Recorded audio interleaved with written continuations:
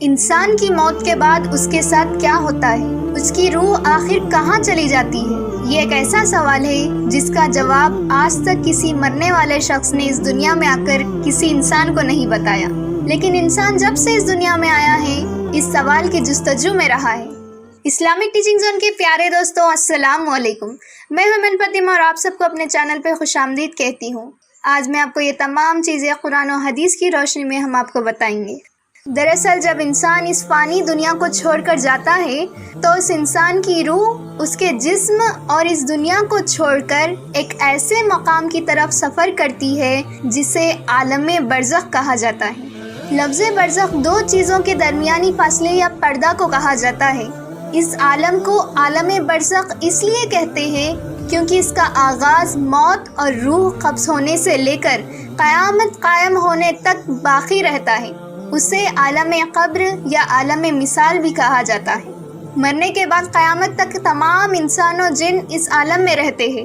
مومن کے لیے برزخ جنت کی طرح ہوتا ہے اور کافر کے لیے جہنم کی طرح ہوتی ہے۔ روایت کے مطابق دنیا میں انسان کی روح قبض ہونے کے بعد قبر میں روح کو ایک بار پھر سے اس کی جسم میں منتقل کیا جاتا ہے، جہاں منکر اور نکیر اس سے سوال و جواب کرتے ہیں، اور اس کے بعد اس شخص کے عمل کے مطابق دو نورانی فرشتے اسے آسمان کی طرف لے کر چلے جاتے ہیں۔ اگر روح مومن اور نیک ہوتی ہے تو اسے علیین نامے عالم میں چھوڑ دیا جاتا ہے، اور اگر روح بری اور شرک و کفر کرنے والی ہوتی ہے تو اسے سجین میں ڈال دیا جاتا ہے۔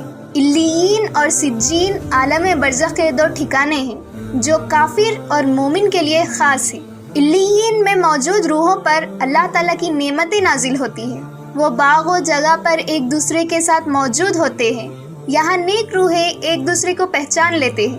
یہ روحیں ایک دوسرے کو دیکھ کر خوش ہوتے ہیں اور ایک دوسرے سے باتیں کرتے ہیں اور دنیا کے حالات کو یاد کرتے ہیں جو وقت انہوں نے دنیا میں گزارا تھا۔ یہ روحیں یہاں نہیں آنے والے روحوں سے اپنے پیاروں کی خبر بھی لیتے ہیں کہ میرا فلاں رشتہ دار کس حال میں ہے۔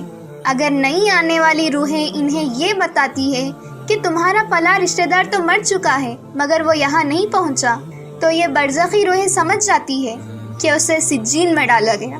نیک روحیں اپنے رشتہ داروں کا انتظار علیین میں ایسی ہی کرتی ہے جیسے کوئی گھر سے دور اپنے گھر والوں سے ملنے کا انتظار کرتا ہے۔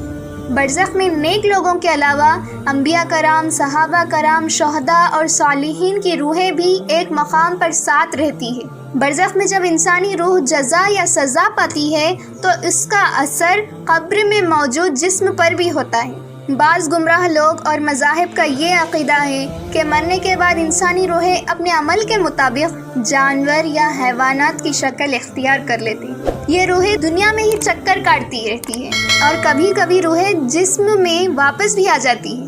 یہ ایک گمراہ اور باطل نظریہ ہے۔ انبیاء کرام کی تعلیمات ہمیں یہ بتاتی ہے کہ روح جسم سے ایک مرتبہ خارج ہو جانے کے بعد کسی بھی صورت میں جسم میں لوٹائی نہیں جاتی، بلکہ ان پر برزخ میں عذاب و ثواب ہوگا جو جسم اور روح دونوں پر ہے، خواہ وہ اکٹھے ہو یا الگ الگ۔ بے شک موت ایک حقیقت ہے۔ دنیا سے برزخ اور برزخ سے حشر تک کا سفر ہر ذرے کو کرنا ہے۔ نبی صلی اللہ علیہ وسلم نے فرمایا کہ ایک 30 آیت کی سورت ہے جو کہ سورہ ملک ہے، اسے ہر روز رات میں پڑھ کر سونے سے ہم قبر کے عذاب سے بچیں گے، لہٰذا ہمیں اس بات پر عمل کرنا چاہیے۔